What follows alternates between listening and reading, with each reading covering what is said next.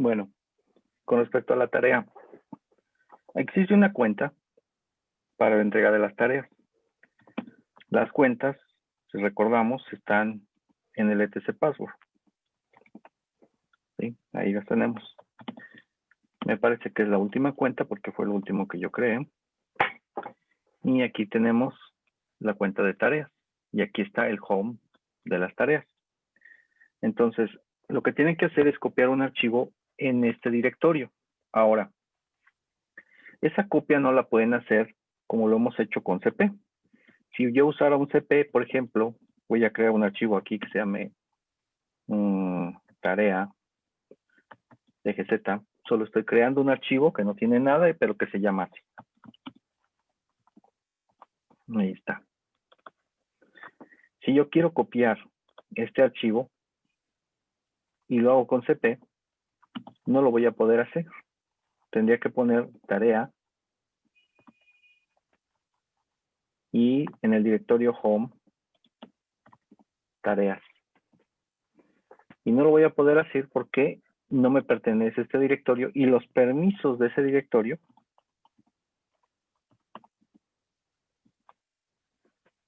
desactivado. Es decir, puede ver que ya aquí ni tampoco copiar ni hacer nada. Sin embargo, ustedes tienen el power para saberla para copia. Entonces, les digo, si usaran de de esta manera, pero van no hacerlo de esta manera, lo tienen el vía TCP, un shell, pero está bien hacer una copia. Entonces, secure copy. Formato secure es exactamente el mismo de un CP. Origen, destino.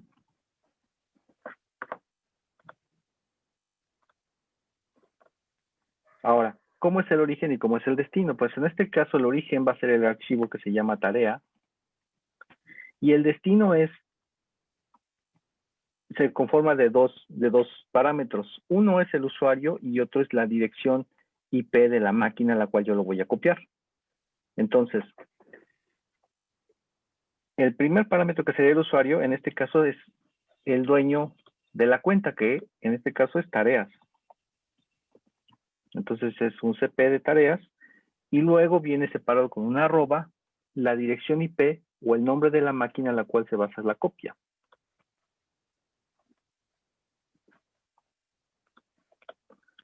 Y entonces sería, puedo ocupar dos IPs en este caso. Puedo ocupar la IP local, que lo vimos en la clase pasada, que sería esta. O puedo ocupar la IP de la máquina, que es la misma IP que utilizan para conectarse.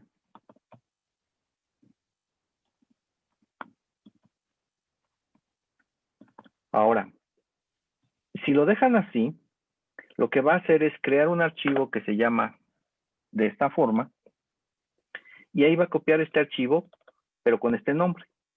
Sería como hacer un CP de esta forma. Entonces, esto no me va a copiar vía red el archivo en esta máquina o en esta máquina y en esta cuenta. Necesito hacerlo con SCP y luego le tengo que poner pegado un carácter de 2 puntos. Si no le ponen esto, entonces no va a funcionar. Ahora, una vez que ya le indiqué yo con 2 puntos que todo esto conforma la dirección de la máquina con su IP y su cuenta de usuario, tengo que decirle en dónde quiero que ponga el archivo. Le voy a poner home tarea. Pero por default, cuando ustedes ingresan a una cuenta, siempre van a ingresar al home. En este caso, cuando ingresen al usuario tareas, ingrese su cuenta, pues va a ingresar a su home. Entonces, lo puedo poner así o puedo ponerle simplemente 2 puntos punto. ¿Por qué? Porque el punto representa el directorio en el que se encuentre cuando ingrese a esa cuenta. Y cuando ingrese a esa cuenta, pues se va a ubicar aquí. Entonces, puedo dejarlo así nada más. La primera vez me va a pedir una autorización para hacer esa copia, porque se está conectando una máquina desconocida y yo voy a dar un password, que es el password de este usuario, y entonces por seguridad me dice que si estoy seguro de que quiero aceptar la conexión con esa máquina. Le decimos que sí, ahí hay que ponerle yes en inglés, y una vez que lo ponemos ya me pide el password. Ahora, el password no se ve. Yo lo tecleo y no aparece.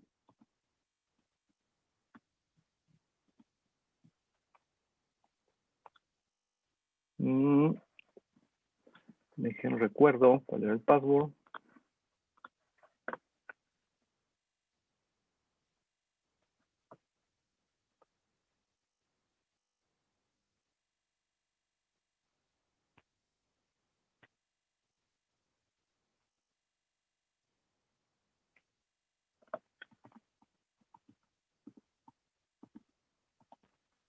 Ahí está.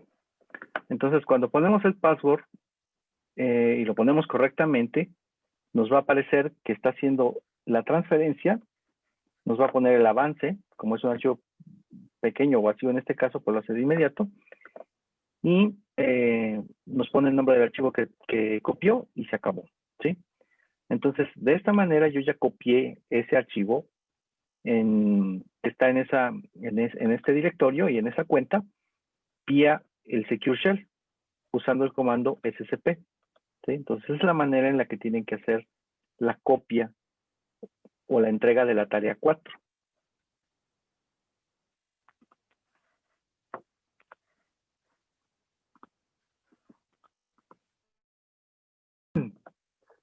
Entonces nos quedamos en la parte de comandos para el control de procesos e hicimos el PS, ¿sí? Vimos el Process Status, que nos mostraba la lista de todos los procesos. Hicimos PS y así solito nos mostraba los procesos que estaban en la terminal, ¿sí? Si pone uno PS, nos muestra los procesos que están en la terminal. Ahora, les había comentado que un proceso es la instancia de un programa, una instancia en ejecución. Es un programa realmente está en el archivo, es un archivo y está físicamente en el disco, ya en el medio que esté de almacenamiento, y una vez que ese archivo se carga en memoria, se convierte en un proceso. Cuando se crea un proceso, se le asigna siempre un número, un identificador único. Ese número se conoce como el Process ID o el PID. Entonces, todo proceso tiene un Process ID único. Si yo pongo PS, me lista todos los procesos que están en ejecución en la terminal, en esa terminal en la que yo esté conectado, ¿sí? Aquí se hizo un PS y muestra que se está ejecutando un bash, ¿sí? Que es el intérprete de comandos, y el comando PS, ¿no? Que corresponde a este. Si yo le pongo la opción "-F", me va a dar un listado largo de esa lista de procesos. En este listado largo yo voy a ver quién es el dueño del proceso, el Process ID de ese proceso y algo que se llama el Parent Process ID. El Parent Process ID es quién fue el que generó ese subproceso, ¿sí? Por ejemplo, el bash es el programa que cuando nosotros ingresamos es con el que estamos trabajando. Cuando yo tecleo un comando, ese comando lo manda a ejecutar el propio bash. Por lo tanto, el bash se convierte en el padre de ese proceso que yo ejecuté. En este ejercicio, este PS-F lo está creando bash. Por lo tanto, el Parent Process ID de este comando debería ser el bash. Entonces aquí veo que el Parent Process ID es el 2062. Y aquí, efectivamente, el proceso 2062 corresponde con el bash, ¿sí? Entonces se da una genealogía de procesos que se puede seguir a través del proceso del PID o el Process ID del padre, ¿sí? Entonces esta columna me da ese Process ID. Puedo ver a qué hora inició el proceso, en qué termina se está ejecutando, cuánto tiempo lleva en ejecución y cuál es el comando que se ejecutó. Puedo hacer un listado largo de todos los procesos del sistema. Para eso yo le agrego la opción E y entonces me va a listar todos los procesos que hay en el sistema. En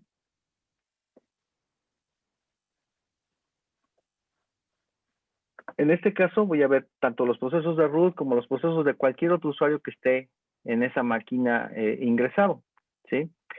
Yo puedo ver por ejemplo, si me interesara ver los procesos de un solo usuario, entonces yo lo puedo hacer con -fu y me va a dar el listado de un único usuario. Aquí, por ejemplo, se está viendo todos los procesos que pertenezcan a este usuario que está aquí indicado.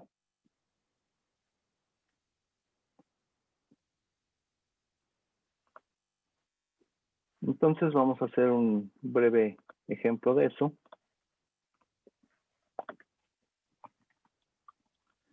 Entonces rápidamente, si yo pongo PS, me muestra los procesos que están aquí, es lo que salía en la presentación.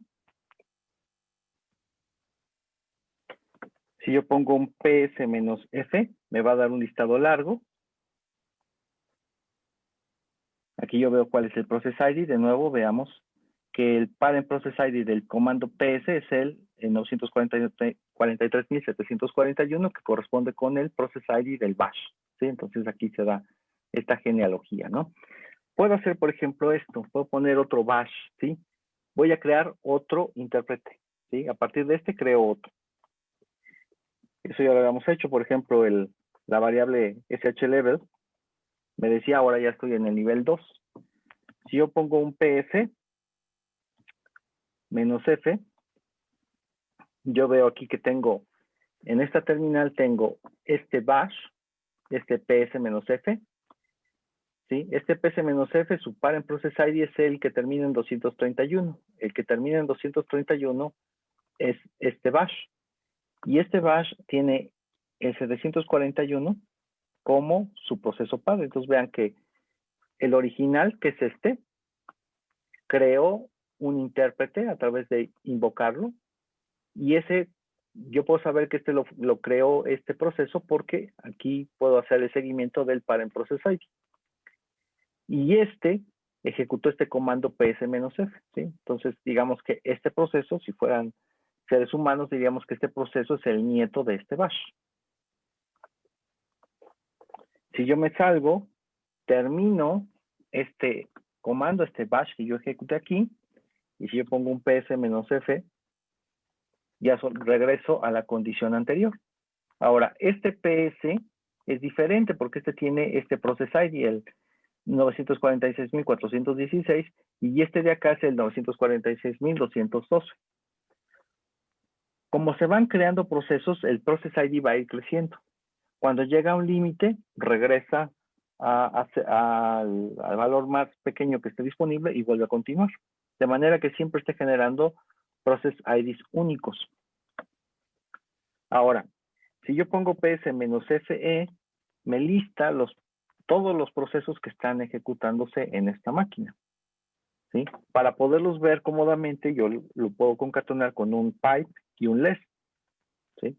Y entonces ya puedo ver aquí todo el listado de procesos que está en ejecución en esta máquina y de todos los usuarios.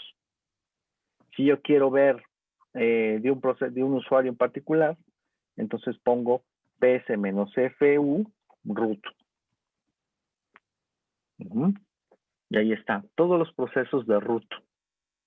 ¿Ok? Ahora, en la tarea, en el examen, vendrá, lista todos tus procesos. ¿Sí? ¿Cómo podría ver el listado de todos mis procesos? ¿Cómo creen que podría ver el listado de todos mis procesos?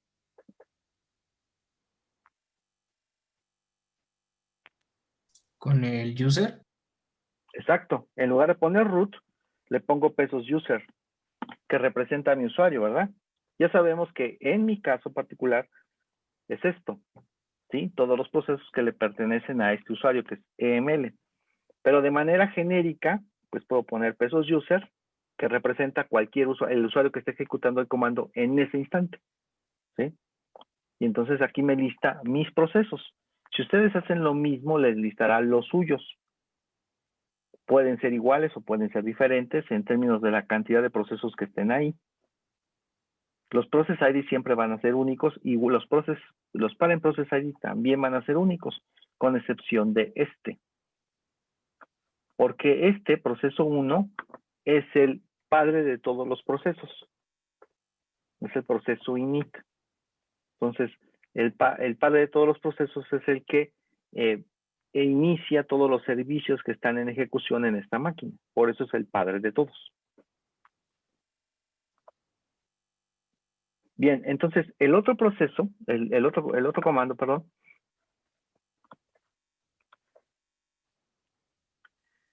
es el comando top. El comando top es un proceso interactivo que me permite estar mirando cómo van cambiando los procesos con respecto al consumo de memoria o con respecto al consumo de procesador. ¿Sí? Es un comando muy útil, tanto el PS como el top son comandos sumamente útiles.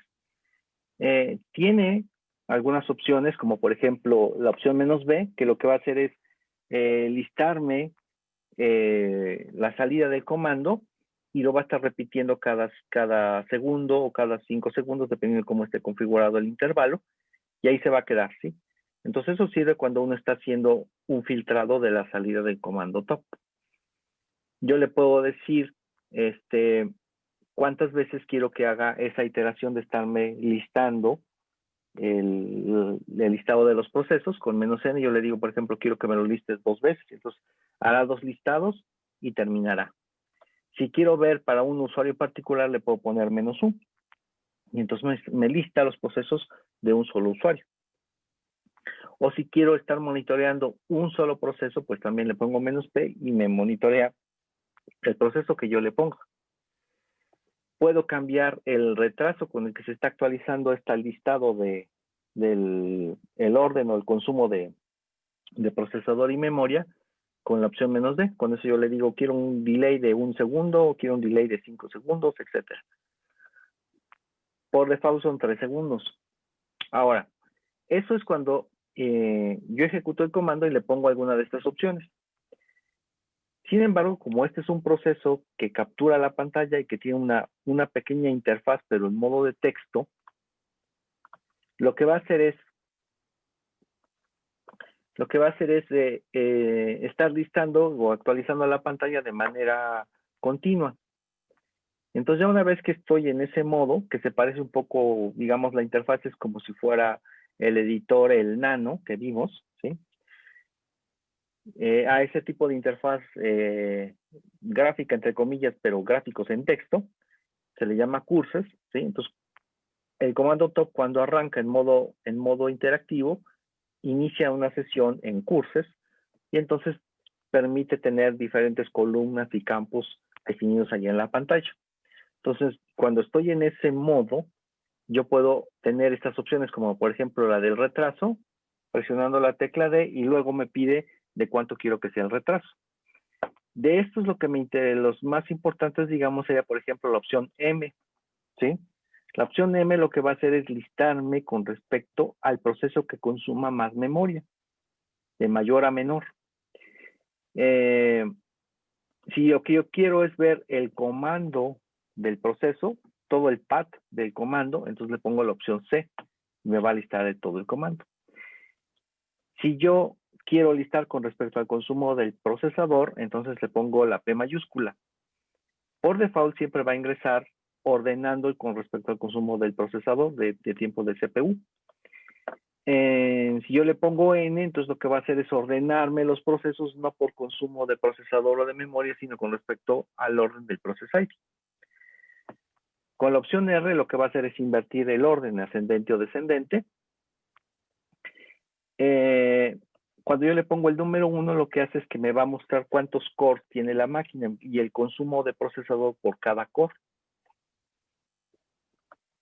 La opción M me despliega o me quita el uso de memoria. Y lo mismo lo hace con la opción T, pero para el consumo de procesador. Y con T se sale. Ahora, el comando top me va a mostrar un listado de datos de cada proceso, y ese listado o ese atributo son estas columnas. La primera columna es el process ID, ¿sí? El identificador único de cada proceso. Luego en la columna user va a venir quién es el usuario dueño de ese proceso. Luego viene algo que es la prioridad que tiene con respecto al uso de recursos ese proceso. Y luego viene un número o un valor que se llama el NICE. NICE significa que cuando un proceso está ocupando el procesador, pero de alguna manera no necesita hacer nada, puede cederle su tiempo de procesador a otro. Entonces, esa característica de ceder o no ceder su tiempo de cómputo a otro proceso es el valor del NICE. ¿Sí? De aquí digamos que lo que nos es más útil sería el Process ID, quién es el usuario y estos campos. El campo bit lo que me dice es cuánta memoria consume ese proceso, cuánta memoria consume para funcionar, ¿sí? Cuánta requiere. No toda la memoria que requiere un proceso es la que está utilizando, porque ciertas secciones de memoria que a lo mejor no está ocupando en ese instante se pueden guardar en el disco, se pueden desplazar a otra área de almacenamiento. Entonces, lo que realmente está ocupando de memoria RAM un proceso es lo que viene en el campo de res. Res, que significa memoria residente, es realmente la RAM que está utilizando ese proceso. Imaginemos que tengo algún programa que analiza una imagen muy grande, sumamente grande, como las de satélite, son archivos enormes. Entonces, a lo mejor la imagen no cabe, tengo una máquina de poca memoria, entonces toda la imagen no cabe en la memoria. Entonces, segmenta el arreglo que almacena la imagen y solamente una parte de esa imagen es la que está en la memoria RAM. El resto de la imagen, aunque está ya cargada para el programa en memoria, en realidad está guardada en el disco duro, en algo que se conoce como memoria swap. Bueno, esa cantidad de memoria que sí está ocupando de memoria RAM es lo que se conoce como la memoria residente. Y la memoria virtual sería la cantidad total de memoria, incluida la memoria swap y la memoria residente, que está ocupando ese proceso. Existe otra cantidad de memoria que es la memoria compartida. La memoria compartida es cuando se utiliza código de bibliotecas. Hay algunos archivos que están en userlib que son bibliotecas de código. Así como en el caso de una biblioteca de libros, el libro lo pueden compartir muchos usuarios, pero no le pertenece a ninguno. Así lo mismo ocurre con las bibliotecas de código. Todos los procesos pueden ocupar esa biblioteca, pero ninguno es dueño de esa memoria, ¿sí? Ninguno puede modificarlo ni hacer nada. Cada quien utiliza el código de la biblioteca para hacer la función que le corresponda. Imaginemos, por ejemplo, el código para calcular una raíz cuadrada, asumiendo que necesitamos hacerla vía software. Entonces, ese código para calcular la raíz cuadrada es parte de una biblioteca y ese código se comparte entre todos los procesos que utilizan esa biblioteca, ¿sí? Entonces, esa memoria también es parte del programa, pero es una memoria compartida, de tal manera que si el proceso termina, la memoria residente, que era la RAM que estaba ocupando, se libera, pero la memoria compartida sigue ahí porque seguramente habrá otro proceso que esté ocupando esa biblioteca. Luego viene una columna que se llama S, que corresponde con el estado de un proceso. Un proceso va cambiando entre diferentes estados. Eso se parece mucho a un autómata, ¿sí? Empieza por un estado y va transitando entre diferentes estados de proceso. Entonces, un proceso puede estar en modo de sleep, que significa que no está haciendo nada, ¿sí? No está haciendo nada porque a lo mejor no requiere o ya se le venció su tiempo de CPU y entonces es otro proceso el que está ocupando el procesador. Un proceso puede estar dormido. Un proceso puede estar dormido cuando tiene, por ejemplo, que traer un dato del disco duro. Entonces, traer un dato del disco duro, cuando lo vimos en la primera sección, les toma mucho tiempo. Entonces, para no perder el uso del procesador, entonces ese proceso se duerme hasta que llega el dato que está esperando y entonces despierta y continúa. Cuando está en R significa que está consumiendo el procesador, está procesando, está en ejecución. Lo ideal cuando hacemos un programa de cálculo numérico es que un proceso siempre esté en ejecución. Si un proceso pasa la mayor parte del tiempo en sleep, entonces no está haciendo nada, sí simplemente está haciendo llamadas a disco o está ocupando algún periférico o algo, pero no está haciendo nada, ¿sí? Un proceso debe estar siempre en R para ver que realmente está realizando cálculo o trabajo útil. Un proceso puede estar detenido y vamos a ver cómo yo puedo detenerlo. Detenido es como si estuviera congelado, ¿sí? Está ahí, pero no está haciendo nada. Entonces está simplemente congelado. ¿Cuándo necesito hacer eso? Pues a lo mejor imagínense que están haciendo algún cálculo y le sale la necesidad de calcular otra cosa, pero ese cálculo que estaban ejecutando ya lleva 5 horas y no lo quieren detener. Es decir, no quieren matar ese proceso porque perderían sus 5 horas de cálculo. Entonces lo que hacen es que ese proceso que lleva 5 horas simplemente se le envía una señal diciéndole que se detenga y entonces deja de procesar, es decir, deja de entrar a modo de ejecución. Y yo puedo ejecutar otro proceso que haga sus cálculos y cuando termine, quitarle el estatus de detenido y vuelve a ejecutarse, ¿sí? Nunca se fue de memoria ni nada, simplemente dejó de hacer uso del procesador. Y finalmente hay un estado que se conoce como zombie. Un proceso es zombie cuando ocurre una condición de que termina y el proceso padre, el proceso que lo creó, simplemente ignora que ese proceso ha terminado. Cuando un proceso termina, siempre genera un código de retorno. Ese código de retorno lo tiene que recibir el padre. Y una vez que el padre recibe ese código de retorno o el obituario, que es lo que como le decimos, cuando recibe el obituario del proceso, el proceso se libera de memoria y ya desaparece. Pero si el proceso padre no está bien programado y crea un proceso hijo y ignora por completo los obituarios, ¿sí?, de todos esos hijos, entonces se van acumulando. Entonces, esos procesos se convierten en zombies, se quedan en un estado de que no pueden liberar la memoria, ya no están en ejecución porque ya terminaron, ya están muertos, ya no hacen nada, pero siguen ocupando espacio en memoria. Entonces, por eso se convierten en procesos zombies. Vamos a ver un ejemplo de cómo es que se crea un proceso de este estilo, ¿sí? Entonces, esos son los estatus o los estados por los que transita un proceso y eso yo lo puedo ver en la columna S del top. Y finalmente viene una columna por ciento CPU que me dice cuánto CPU está consumiendo, cuánta memoria está consumiendo y cuánto tiempo lleva ejecutándose.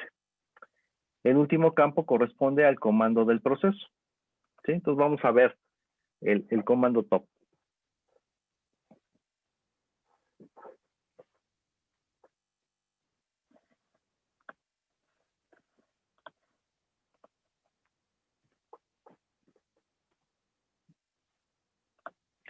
Entonces lo primero sería poner simplemente top.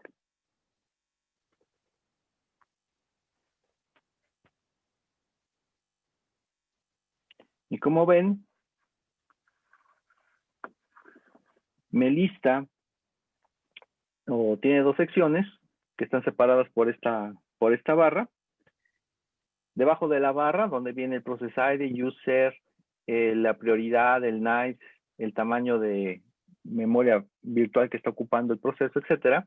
Debajo de esta barra están todos los procesos. Por default están ordenados con respecto al consumo de procesador. Entonces, por ejemplo, ahorita está el 4.3% en el top y cambia dependiendo de cuál top sea el que esté consumiendo más procesador, más CPU en ese instante. Yo en la columna de user puedo ir viendo quién es el dueño del proceso que está consumiendo más procesador en ese instante, ¿sí?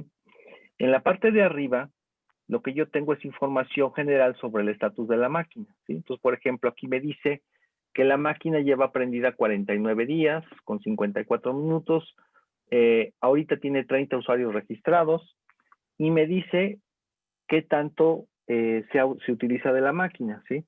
Me dice, por ejemplo, que está usando el 9% de todo el procesador. Esta es la carga en un minuto. Entonces, en lo que es un minuto de carga de tiempo, ha estado al uso del 7%. El siguiente campo corresponde a 5 minutos. En un tiempo de 5 minutos, ¿cuánta carga ha tenido la máquina? Igual está, ahorita dice que está al 9%, ¿sí? Y el último corresponde a los últimos 15 minutos. Entonces, con estas columnas que están acá, o esta información que está aquí, yo puedo saber qué tanto se está usando la máquina en los últimos 15 minutos. Después me dice cuántos procesos hay. Me dice, en total hay 371 procesos, hay uno en ejecución y los demás están en sleep, ¿sí? Hay 0 procesos detenidos, ¿sí?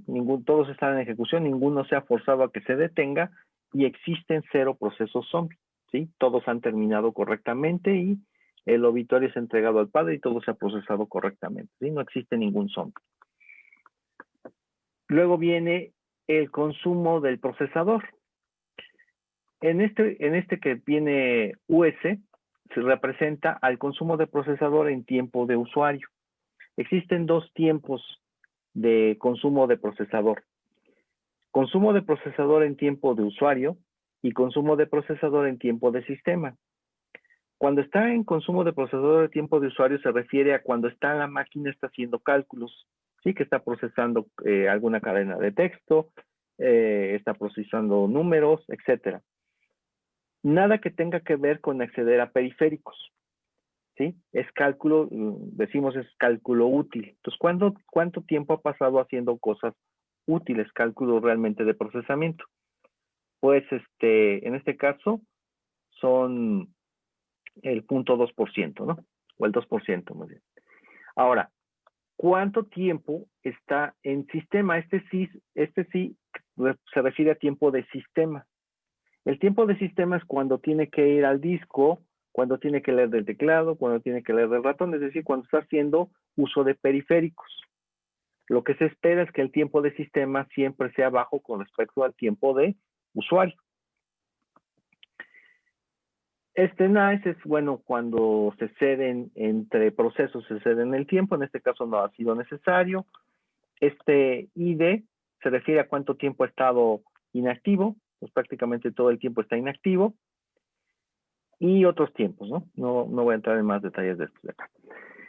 Ahora, luego viene cuánta memoria RAM tiene la máquina, ¿sí? Aquí me dice, por ejemplo, que esta máquina tiene 3.935 kilobytes, ¿sí? O sea, en realidad tiene 4 gigas esta máquina asignados. ¿Cuánta de la RAM está disponible? Pues existen estos kilobytes de memoria RAM disponibles. ¿Cuánta está en uso y cuánta está en caché? Es decir, esas zonas de memoria que se utilizan para las bibliotecas. También existe otra memoria que es la memoria swap. La memoria swap es memoria que se guarda en disco. Cuando a una máquina se le acaba la memoria RAM, lo que hace es que toma segmentos de la memoria RAM y lo guarda en el disco. Entonces eso permite hacer la ilusión de que la máquina tiene más memoria de la que realmente contiene. Cuando se usa la memoria swap, la máquina se hace lenta. Entonces, es útil porque permite a la máquina seguir trabajando aunque no tenga suficiente memoria RAM. Pero por el hecho de que la memoria swap se guarda en un disco, se vuelve lento. Entonces, cuando una máquina está usando memoria swap, la máquina se hace muy lenta. En este caso vemos cuánta memoria RAM tiene, cuánta memoria swap tiene y cuánta está libre. Pues prácticamente toda la memoria swap está disponible. Por lo tanto, la máquina se comporta bien, no tiene necesidad de usar memoria swap, memoria en disco. Y en total de memoria que tiene disponible para procesar. Ahora, si yo presiono aquí el número 1, lo que me va a hacer es desglosarme cuántos cores tiene la máquina y cuántos está usando cada uno de los cores. Esta máquina es una máquina virtual, tiene asignados 4 cores. Y aquí yo puedo ver la carga de cada uno de esos cores. Cuánto está en tiempo de usuario, cuánto está en tiempo de sistema y los demás datos de estadística.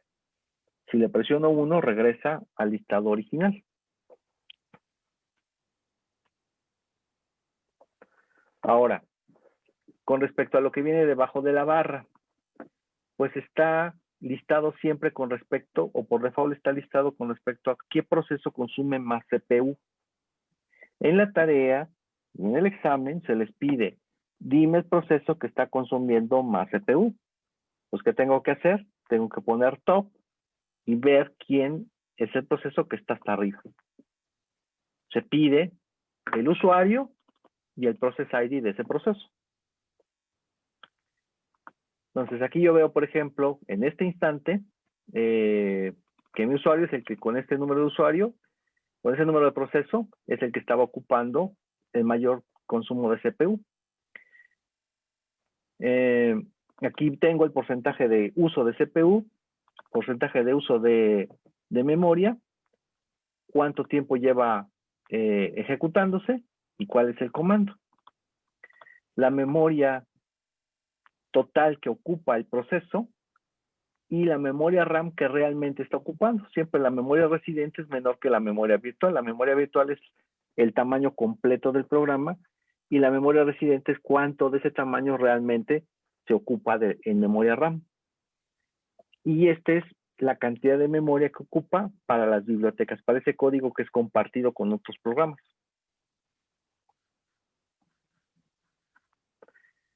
El estatus, ¿sí? Aquí tengo este en ejecución y este también está en ejecución, ¿sí? Aquí está. Recuerden, las R son los procesos que están en ejecución. Aquí aparecen resaltados en un blanco más intenso. Esos son los procesos que están en ejecución. Tengo 2 simultáneamente en ejecución. Y los demás que están en S, ¿sí? Que son procesos que están dormidos, esperando a que les toque su tiempo de ejecución.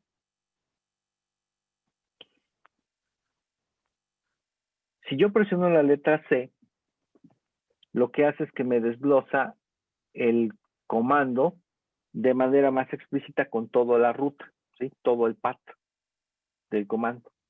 Entonces, si yo le presiono C de nuevo, me compacta a simplemente el nombre del programa. ¿Sí? Me quita el path. Ahora, ahorita está ejecutándose con respecto al orden de mayor consumo de CPU. Si yo quiero que me liste con respecto a memoria, entonces presiono la letra M mayúscula. Entonces presiono la letra M mayúscula y ya cambió el orden. Ahora me va a listar con respecto al mayor consumo de memoria RAM. Y aquí está que este proceso está ocupando el 4% de toda la memoria RAM de la máquina, ¿sí? Aquí ya no se ve que esté cambiando, en realidad sigue actualizando cada 3 segundos o cada segundo. Pero como el consumo de memoria RAM no es algo que esté cambiando continuamente, me parece que el listado está estático, pero no es así. Para regresar al listado con respecto al consumo de procesador, presiono la letra P mayúscula, y me regresa de nuevo al orden con respecto al consumo de CPU. Si yo quisiera ver cuál es el que consume menos CPU, entonces invierto el orden. El orden lo invierto con la letra R mayúscula. Pues con R mayúscula se invierte el orden, ¿sí? Entonces ahora me dice cuál es el proceso que consume menor tiempo de procesador. Pues el que consume menor tiempo de procesador es el proceso init, ¿sí? El proceso principal. Ese es el que casi no hace nada. Si yo ordeno inversamente, ahorita está ordenado de forma inversa, pero con respecto a la memoria, vería yo cuál es el proceso más pequeño. Entonces presiono la M mayúscula y me va a ordenar con respecto a memoria, consumo de memoria. Y entonces aquí tengo yo los procesos que son los más pequeños, ¿sí? En este caso, este proceso sería el que consume menor cantidad de memoria. Como aquí está en porcentaje, pues ni siquiera llega a marcarse ahí que sea el 0.0%, es una cantidad menor de memoria. Para regresar al orden original, presiono R mayúscula y vuelve a ordenar de forma descendente. Está con respecto a memoria. P mayúscula y me regresa a ordenar con respecto a consumo de procesador. Entonces, en tarea y en examen se les pide, dime el proceso que consume mayor tiempo de procesador y dime el proceso que consume la mayor cantidad de memoria. Solo tienen que hacer el comando top, usar la opción P mayúscula, M mayúscula para intercambiar entre consumo de procesador y consumo de memoria, ver cuál es ese proceso, ¿sí? Aquí, en este caso el proceso top, cuál es el process ID que tiene y a quién le pertenece. Toda esa información la sacan de aquí del top. Ahora, cambiar el intervalo con respecto a la actualización, ahorita lo está haciendo por default. Le presiono la letra D minúscula y me dice cada cuánto quiero que haga la actualización. Por default tiene 3 segundos. Si yo le pongo 1 segundo, entonces estás haciendo la actualización cada segundo. Es lo más rápido que lo puede hacer. De nuevo le pongo D minúscula y le cambio el intervalo, por ejemplo, 5 segundos. Entonces ahora está un poco más lento. ¿Sí? También luego a la hora de que están haciendo el ejercicio, pues se les pasa cuál es el que está consumiendo más procesador o más memoria. Pueden cambiar el intervalo de actualización para que les sea fácil y no esté cambiando continuamente. ¿Cómo me salgo de aquí? Presiono la tecla Q minúscula y se sale. Ahora, también teníamos unas opciones para la línea de comandos. Por ejemplo, vamos a poner top menos B. B de background, ¿ok? Y entonces ya perdí la interfaz gráfica y lo que está haciendo es el listado, eso que salía y que se actualizaba en la pantalla, pero me lo está sacando como si fuera un vacío de archivo, ¿sí? Me da las columnas y todo, y así lo está haciendo cada 3 segundos. En lugar de ponérmelo de forma gráfica, me está sacando un listado de esto. ¿Cómo termino este proceso? Le pongo control C y se termina.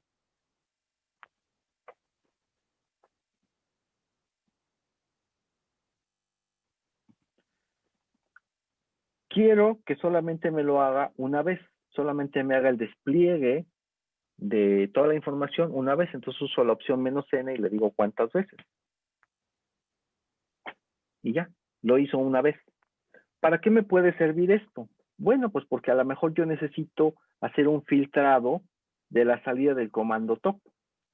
Si yo lo concateno con un less para ver el listado completo, vean que tengo esa información que aparecía al inicio del comando top en forma interactiva y tengo todos los campos. Entonces, a lo mejor yo quería sacar el listado, por ejemplo, de todos los procesos, ¿no? De un cierto usuario, por ejemplo, puedo poner -u del usuario root.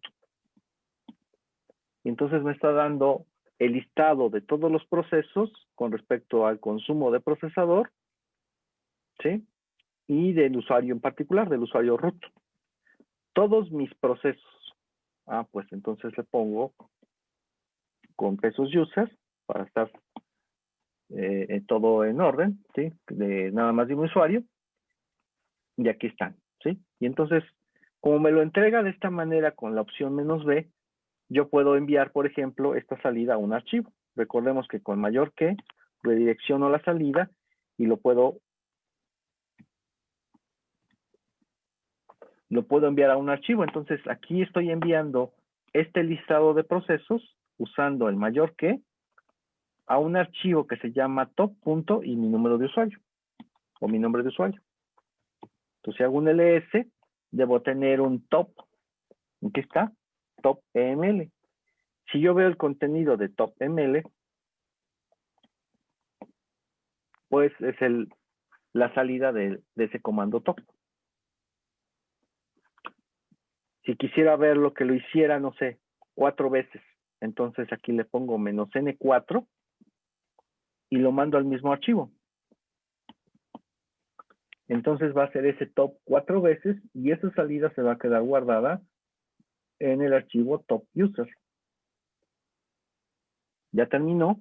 Si yo veo el contenido del archivo top, aquí está la salida del top 4 veces. Entonces yo puedo ir viendo cómo fue cambiando el consumo de CPU en ese intervalo de tiempo, en esas 4 iteraciones que hizo. Entonces para eso me sirve esta opción "-b". Y bueno, también tenía opciones para ordenar,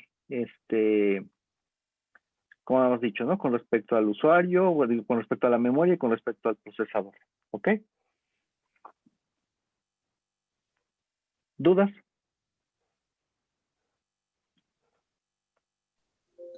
Profe, entonces ¿se puede ordenar respecto al procesador desde línea de comando? Sí. Déjame ver. Vamos a ver el comando, el manual del top. Vamos a ver.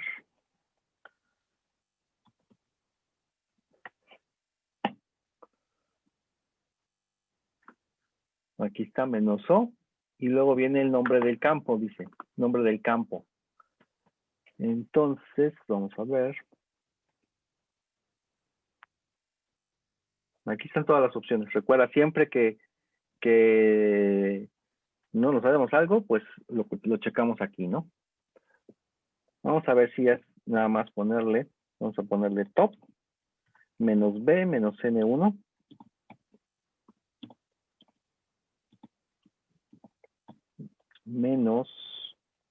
Era O, mem.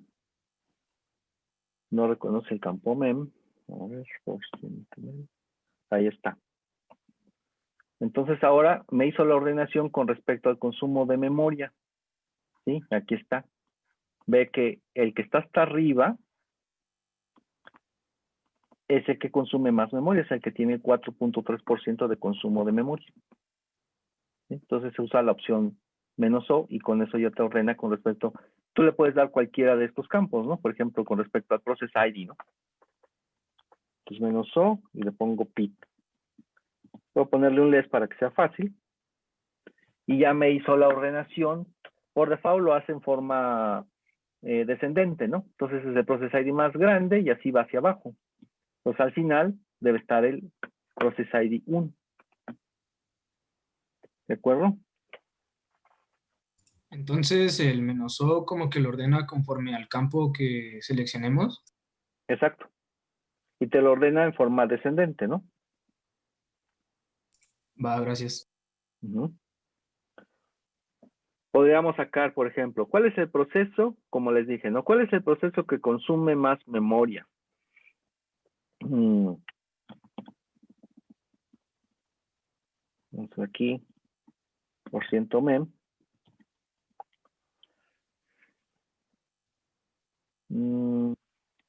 ¿Sí? A ver, stop.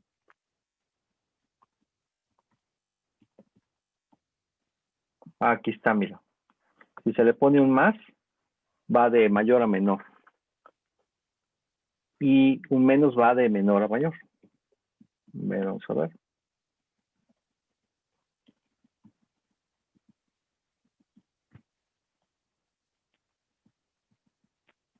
Entonces es acá. A ver. Ahí está.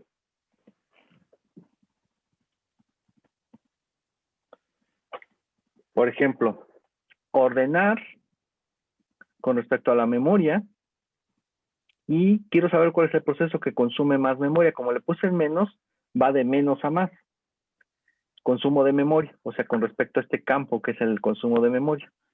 Si aquí aprovecho lo que ya sé del head, del tail, por ejemplo, porque sé que va a salir al final, y aquí ya tengo cuál es el proceso que consume más memoria sin tener que usar el top interactivo.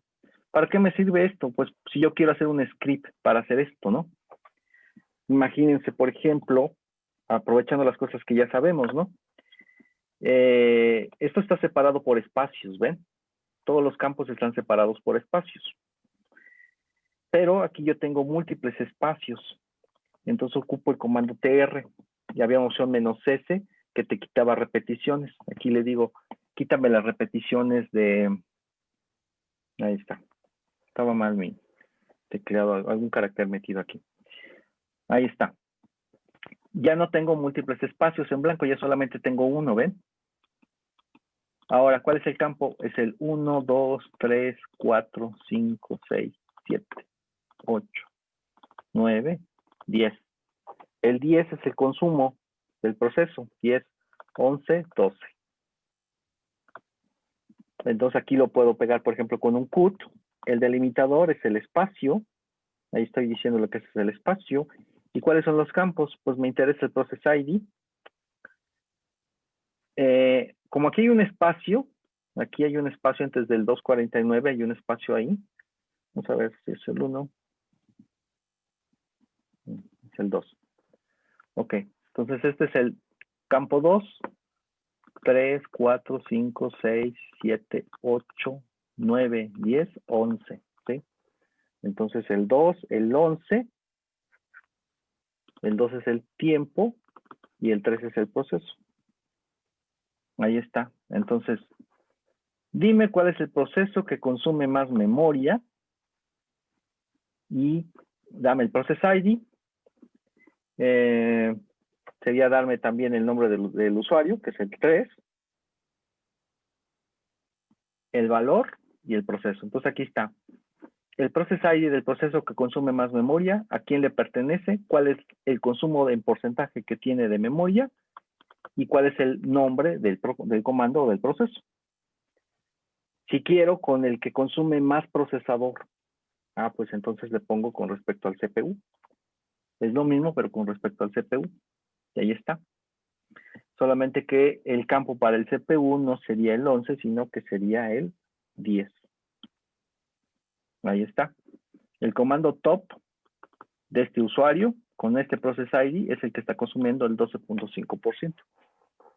¿Sí? Entonces, esto es cómodo cuando uno hace un script. ¿Sí? Usar el top -b. Cuando uno usa la línea de comandos para simplemente consultar rápido un dato, pues es más fácil hacerlo de forma interactiva.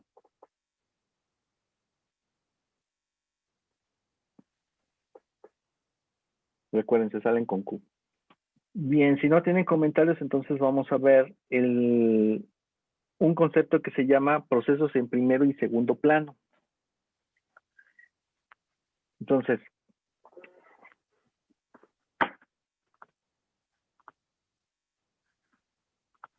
Entonces, ahorita que yo estoy tecleando y por ejemplo que pongo aquí el top, ¿sí?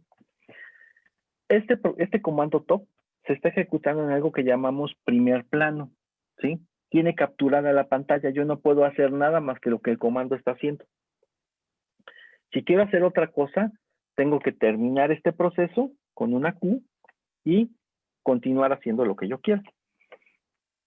Entonces, un sleep, por ejemplo, usamos el sleep. Si yo le pongo 4, entonces me congela la pantalla ahí, en este caso por 4 segundos. Y después termina. Bueno, todo proceso que captura la terminal es un proceso que se ejecuta en primer plano. Pero yo tengo muchos procesos aquí. Le pongo el top. Yo tengo muchos, vean, aquí están todos estos. Muchos procesos que están ejecutándose en la máquina que no tienen una terminal asociada. Esos procesos se están ejecutando en lo que llamamos segundo plano o en background. Existen cientos de procesos en un sistema Unix que se están ejecutando ahí. Y en general en todos los sistemas operativos hay muchos procesos que están en background, que están haciendo alguna actividad, algún tipo de tarea, y que no los veo yo en la terminal, ¿sí? En la interfaz que tengo de acceso no se ven. Bueno, entonces esos son procesos en background o en segundo plano. Yo puedo hacer que un proceso pase a segundo plano usando un carácter. Por ejemplo, este sleep 4 que me detiene la terminal, yo lo puedo enviar a ejecutarse en segundo plano. Vean qué pasa si yo hago esto. Pongo sleep y luego voy a usar este doble carácter del ampersand, ¿sí? Esto lo que dice es ejecuta el sleep y después ejecuta, por ejemplo, este mensaje. Este comando echo. Echo repetía lo que yo le ponía en la pantalla, ¿sí? Escribía un mensaje. Entonces se duerme 4 segundos y cuando termine de ejecutarse, ejecuta el comando echo fin, ¿sí? Entonces todo esto lo puedo decir que es un solo comando. Entonces para decir que todo esto es como un solo comando, lo puedo poner así, entre paréntesis, ¿sí? Entonces esto es como una tarea que se compone de dos pasos. Primero se duerme y después se imprime el mensaje fin. ¿Ok? Ahora, de nuevo, pues esto lo que tiene es capturada la terminal hasta que termina, ¿no? Y yo lo que quiero hacer es enviar ese proceso a background. Voy a poner el mensaje tal y como está en la presentación.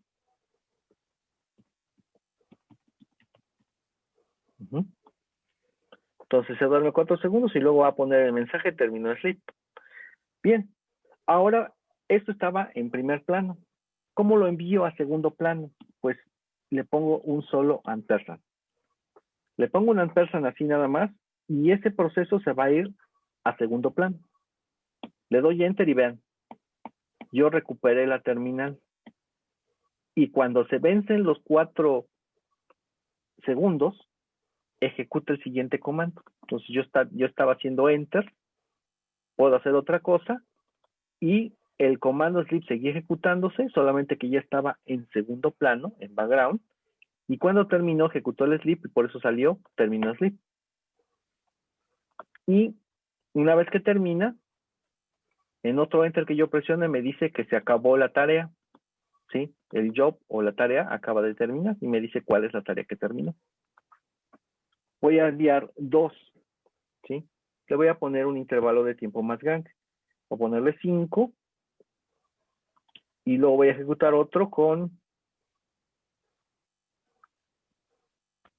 4. Bueno, me ganó. Vamos a hacerlo un poco más rápido, un poco más de tiempo.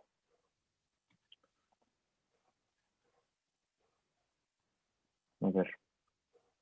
Lo vamos a enviar con 10, 1 y el otro con 15. Entre ellos se llevan unos 4 segundos.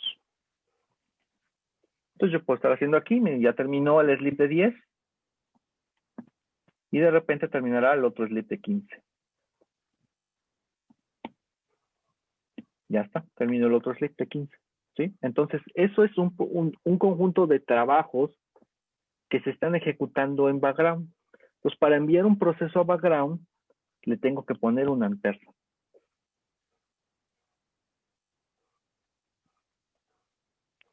Ahora, ¿cómo sé cuántos trabajos tengo yo en background? Voy a enviar de nuevo este de 10 y este de 15. Y ahora pongo jobs. Si pongo jobs, me dice cuáles son los procesos que yo tengo en background desde esta terminal. Ya terminó el sleep de 10 y luego terminará el sleep de 15. ¿Sí? Entonces con jobs yo puedo ver. Ya terminó el otro sleep. Cuando yo pongo enter me pone esto del done. Si le pongo jobs, ya no tiene nada. Ya no hay ningún job en background. Vuelvo a enviar el de 10 y el de 15. Pongo jobs. Tengo 2.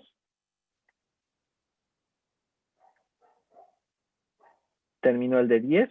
Pongo jobs de nuevo. Me dice todavía tienes 1 y es este, ¿no? El de 15. Se terminaron los 15 segundos. Pongo jobs y ya no tengo nada. ¿Ok? Ahora, vean que cada vez que yo envío un proceso a background, me aparecen 2 cosas. Me aparece entre corchetes un número y luego me aparece otro número sin nada más, solo. Ese número que aparece solo es el process ID de este trabajo, ¿sí? De esta combinación de procesos, ese es el process ID. El número que aparece entre corchetes corresponde al número de job. Entonces, esto es el job 1 y esto es el job 2. Yo puedo hacer que un job, traerlo de background a plano principal, ¿sí? De segundo plano a primer plano. En segundo plano le decimos background, en primer plano le decimos foreground, ¿sí? Los foreground se pone con FG. Entonces, vean, envío este job, le voy a hacer un poco más grande el tiempo. Envío este job de 15 segundos a background, envío otro de 20 segundos a background, ahí están, y luego voy a poner FG1. Y entonces lo que hizo fue traerse este job que estaba en background a primer plano, ¿sí? ¿Cómo sé que se lo trajo a primer plano? Porque me vuelve a poner el comando y ya no me deja hacer nada. Ahorita todavía tengo el otro de 20 segundos en background. Voy a hacerlo de nuevo. Mando un sleep de 15, este es el job 1. Mando un sleep de 20, este es el job 2. Tengo dos jobs. Le pongo FG, por ejemplo, voy a traerme el 2. Me traigo el 2. Ahí está. Vean. Tiene la terminal capturada, por lo tanto está en primer plano. Luego pone terminal sleep, pero yo sigue capturada la terminal hasta que se venzan los 20 segundos de este. Una vez que terminan esos 20 segundos, pones un mensaje y ya no tengo ningún job. ¿Sí? Ya no hay nada. Entonces yo puedo traer entre primero y segundo plano usando el comando FG. ¿Duda hasta aquí? ¿Eso lo está usando con el comando sleep, prof? Ahorita lo estoy haciendo como un ejemplo con el comando sleep. Pero se puede hacer con cualquier otro comando, ¿no? Entonces, Imagínate por que tienes un... ejemplo, Ajá, dime. ajá, o sea, mi duda es que, por ejemplo, cada sleep es como una tarea, ¿no? Un job. Sí, sí. Entonces, lo que está haciendo es traerse cada trabajo, en este caso cada sleep, de regreso o cómo. Sí, de regreso, exactamente. Fíjate, vamos a hacer Ah, esto. vale. Vamos a hacer esto, mira. Un ls-r, ya sabemos que hace esto, ¿no? De la raíz. Ahí está. Está leyendo todo el file system. Lo voy a terminar con control C. Como no me interesa lo que está haciendo, todo lo voy a enviar. El 2 a devnull. ¿Qué hace este 2 mayor que devnull? ¿Qué hace eso?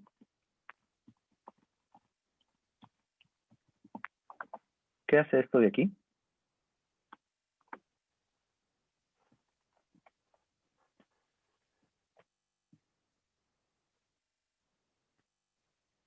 Ya deberían saberlo. Esto y esto. ¿Qué hace? Enviar los mensajes de error a, bueno, dos mayor que a, no muestra los errores y Uh-huh. mayor que, pues también. Ajá. Esta es la salida de error y esta es la salida estándar, es decir, las dos salidas, los mensajes de error y los mensajes normales, ambos los está enviando ¿a dónde? A devnull. Devnull absorbe todo lo que le llega, ¿no? Entonces ahí está haciendo esto que me estaba saliendo en la pantalla, pero ya no lo sacó a pantalla, ¿sí?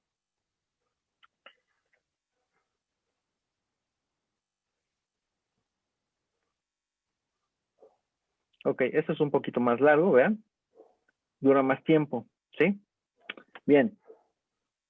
No sale nada en la pantalla, simplemente se está ejecutando allí en background. Entonces yo lo voy a enviar ese listado. Imagínense que en lugar de, ahorita no porque no lo quiero mandar a un archivo, podría yo mandarlo a un archivo aquí, ¿sí? Pero ahí se va a tardar más tiempo, ¿sí? Voy a dejarlo así. Vean qué es lo que tiene el X, ¿no? Tiene el listado largo de todo el file system. Ahora, para que vean qué es lo que está haciendo, ¿sí? Borro el archivo X, ya. Y sirve que les presento la otra opción. Ahora voy a ejecutar el comando, pero lo voy a enviar a background. Entonces le voy a poner el ampersand aquí. Entonces vean, estoy listando todos los archivos desde la raíz Y todos esos archivos o esa salida la estoy enviando a un archivo que se llama X. Y lo estoy enviando a background. Ahí está. Yo puedo seguir trabajando, puedo hacer un top, por ejemplo. Vean, ahí está el ls ejecutándose. Me salgo del top y ya, bueno, aquí ya termino. Fue más rápido de lo que yo esperaba. Si veo cuántas líneas tiene ese archivo X, pues ahí tiene, ¿no? Tiene 681,000 líneas. Es la cantidad de archivos que encontró. Voy a repetir este comando.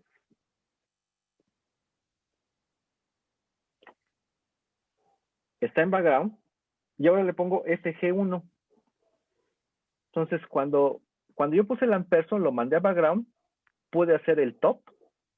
Y después cuando le pongo FG1, lo que estoy haciendo es traerme ese proceso que estaba en background de nuevo a primer plano.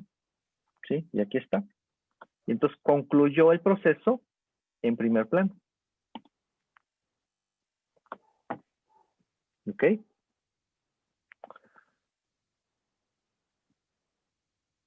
¿Se capta la idea de para qué me sirve enviar a segundo plano? Si yo tengo una tarea que requiere mucho tiempo, lo que hago es la envío a background, la envío a segundo plano para que trabaje ahí y yo puedo seguir haciendo uso de la terminal y el programa sigue ejecutándose ahí, sigue ejecutándose, ¿sí? De nuevo, vean, esto es algo que consume mucho procesador, entonces lo mando a background, si hago el top, ahí veo que está el LS, ¿sí? 77% del CPU, ya terminó, me salgo del top y como cualquier job que estaba en background, cuando termina me pone exit y me pone lo que estaba haciendo. ¿Sí?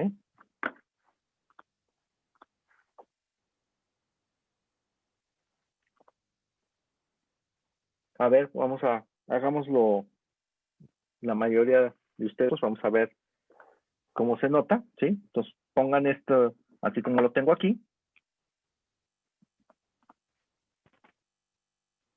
Le ponen el ampersand y se va a ir a background. ¿Ok? Todo lo mando a background, le pongo un top y aquí está, ¿no? Aquí está quienes lo hemos ejecutado. ¿Ok? Vean, ahí está.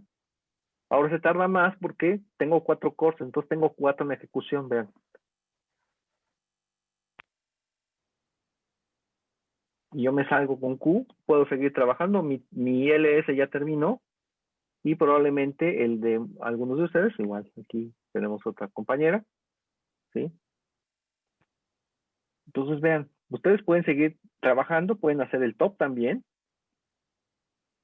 y su comando sigue ahí ejecutándose hasta que termine.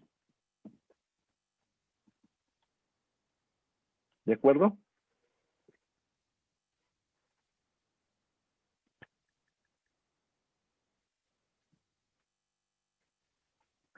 Bien. Vamos a esperar, ya no manden, esperen a que termine para que veamos lo siguiente. Una vez que termine su comando, ya no hagan más, ¿ok? Ok. Ya terminamos, ¿no? Entonces nos salimos del top. Ahora, vean. Eso fue enviar un proceso desde la línea de comandos a background, ¿sí? A ejecutarse en background, en segundo plano. Ahora, vean, por ejemplo, pongamos un top, ¿sí? Pongan un top. Entonces, este comando o este proceso que yo tengo aquí tiene capturada la terminal. Ahora voy a poner un control Z. Control Z. Y lo que hizo fue, vean, detuvo el proceso. El proceso sigue existiendo. Si yo pongo un PS-F, me dice que aquí está el top, ¿sí? El top está en algo parecido a segundo plano. ¿Por qué? Porque yo tengo el control de la terminal. El proceso existe porque yo estoy viendo que aquí está. Simplemente no está en ejecución. No está en ejecución porque está detenido. Entonces yo lo detuve con control Z. ¿sí? Está detenido. Existe, pero no está haciendo nada. Está detenido. Yo un proceso detenido lo puedo enviar a background o lo puedo enviar a primer plano. Como este es un programa interactivo, no me conviene enviarlo a background porque me va a causar problemas. Entonces, lo voy a traer de regreso a primer plano. ¿Cómo traíamos a primer plano? ¿Con qué comando poníamos a primer plano?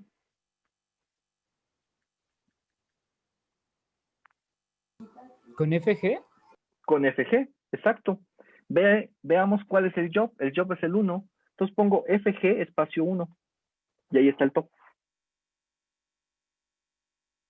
Lo vuelvo a detener, control Z. Está detenido. Yo puedo hacer lo que quiera. Y le pongo FG1 y lo regreso. Estaba detenido y lo vuelvo a traer. ¿Sí? Ese proceso detenido es como si estuviera en segundo plano. Solamente que no está haciendo nada. Y los que mando a segundo plano sí están ejecutando, se están haciendo su trabajo. Este no lo mando a background, lo podré yo mandar, puede salirme con Q. Yo lo podría mandar, pero como este es un proceso interactivo, me va a causar ruido en la terminal. Pero lo podemos probar de otra manera. Hagamos el sleep de nuevo. Hagamos el sleep. Voy a hacer el sleep de 20. Ahí está. No lo voy a enviar a background, es decir, no lo voy a poner en ampersand para enviar a background, lo voy a dejar así. Y le doy enter. Y ahí está trabajando. Entonces ahora le pongo control Z. Está detenido. Ya, no está en background, porque no se está ejecutando, pero sí está detenido.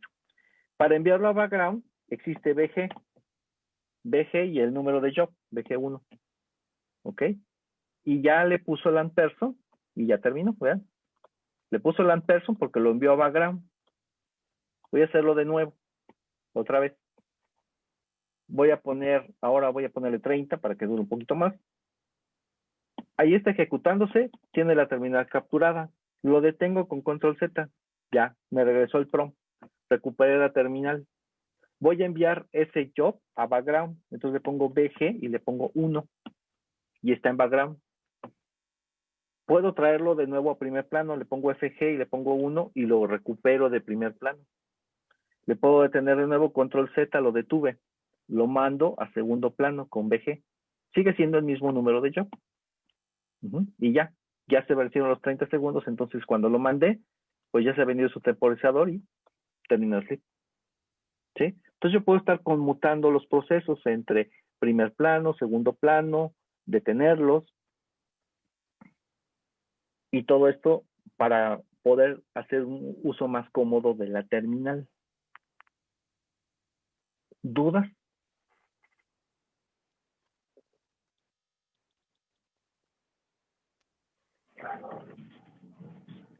Ok, Oiga, profe, ¿sí? ¿hay alguna forma de parar un proceso? O bueno, es que no recuerdo.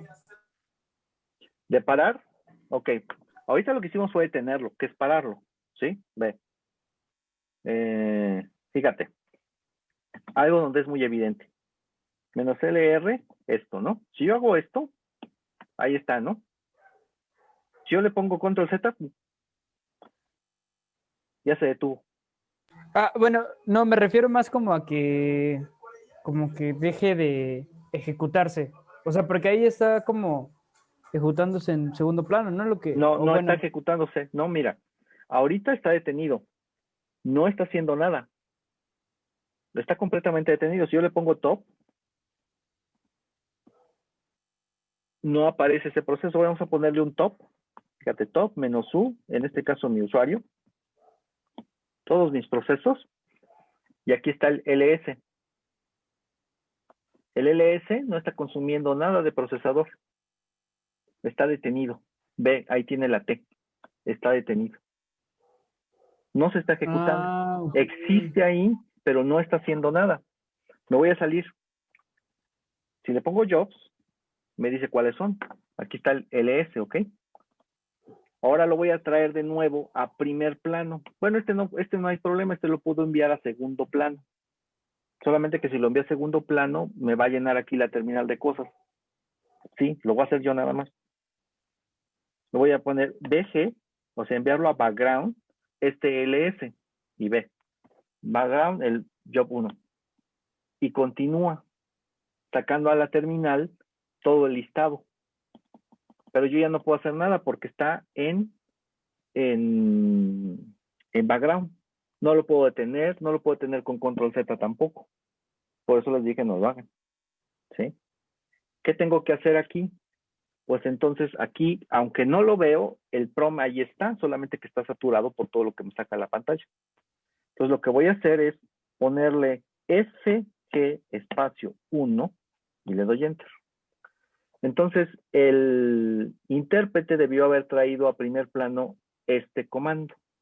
Si ahora le pongo Control C, ya terminó. ¿Sí?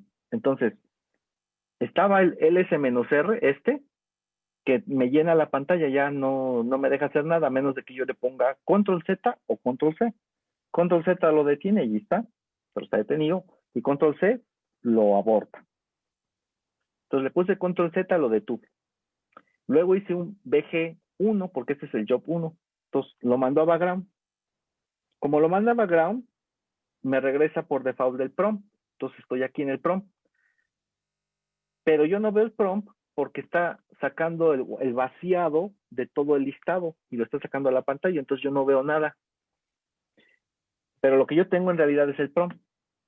Entonces, si yo hiciera Control C, pues no hace nada porque no lo va a detener, porque aquí en primer plano no está este proceso, está en background y me está llenando la pantalla. Entonces lo que hice fue hacer FG1. Al hacer FG1, me trajo ese comando ls de nuevo a primer plano. Y como está en primer plano, pues ya lo tengo en la terminal. Entonces ya si le pongo Control C, ahora sí lo detengo. ¿De acuerdo? Ok, sí, ya capté. Gracias, profe. Bien, vamos a terminar ya. Entonces, el último comando, y además este es importante porque es parte de la tarea y es parte del examen. ¿Sí? ¿Cómo matamos un proceso? ¿Ok? Entonces vamos a hacer un sleep. Todos, por favor, hagan un sleep y háganlo de 60 segundos. ¿Sí? Un sleep, así como está aquí, de 60 segundos y lo vamos a enviar a background. ¿Ok? Entonces le ponemos un ampersand y está en background.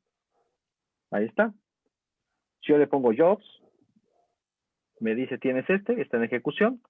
Si yo le pongo un ps-f, ay no, f no. Un ps-f, me dice que ahí está el sleep de 60 segundos. Bien. ¿Cuál es el comando que vamos a ver para matar? Pues kill. Kill es para matar un proceso. Y luego de kill le tengo que poner cuál es el process ID del proceso que quiero terminar. Pues aquí está, este es el process ID. Pues le pongo el número del process ID y le doy enter. Pues como le di enter, en el momento que yo le di enter, mató este proceso. Y por eso dice terminado. Y luego dice que el proceso terminó. Aquí está, dice exit. En ningún momento salió el término sleep. No terminó sleep, ¿por qué? Porque este proceso lo maté. Entonces lo mato con kill. ¿Sí? En tarea y en examen se les dice, mata un proceso X con ciertas características. Entonces tienen que averiguar, buscar dentro de la lista de procesos el proceso que satisface esas características, encontrar cuál es su process ID y matarlo con kill. ¿Ok? De nuevo, tengo el proceso. Ahí está. Y yo lo mando a background. Este número es el process ID. Yo lo puedo matar con kill. Y entonces le pongo ese process ID.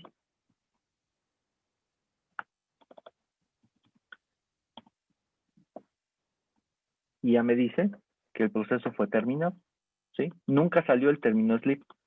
Se murió este proceso. Lo maté con kill.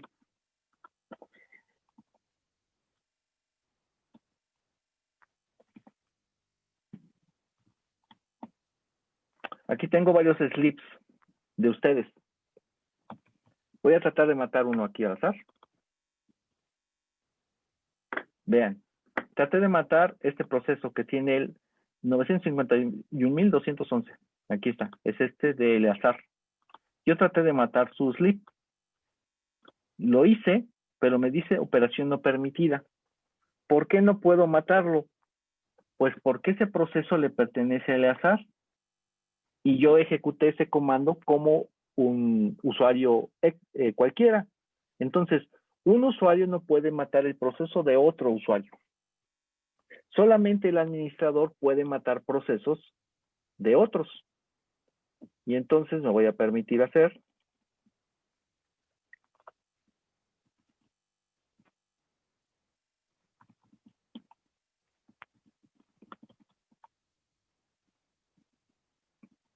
y entonces maté el proceso 951.233 que le pertenecía a Elías. ¿Sí? Entonces, el administrador sí puede matar los procesos de otros usuarios. ¿Cómo es que fue el administrador? ¿Por qué? Porque dice sudo, ¿ok? Ustedes no pueden hacer eso porque no son administradores de esta máquina. Un administrador puede matar los procesos de cualquier usuario. Por ejemplo, aquí está un top, ¿sí? De Sofía. No sé si sigue ahí. ¿Sí?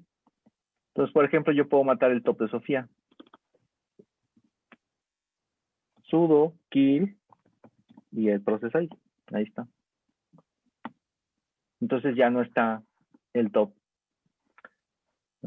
Ese es otro. Sudo kill 9, a ver.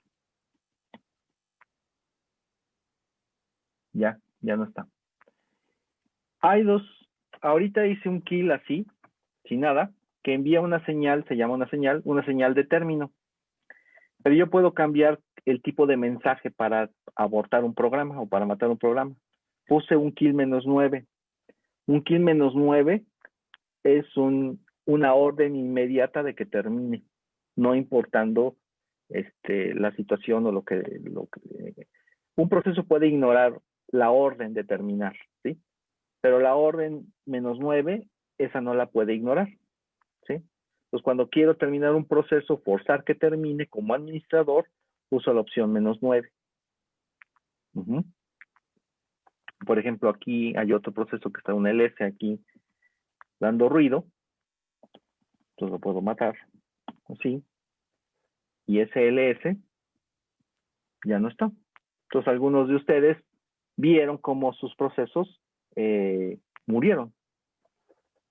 Entonces, si le aplico un kill a un proceso zombie, ¿qué sucede? Muy buena pregunta. Un proceso zombie es un proceso que ya no está en ejecución. ¿Ok? Entonces, un proceso zombie no lo puedes terminar porque ya está muerto. ¿Sí?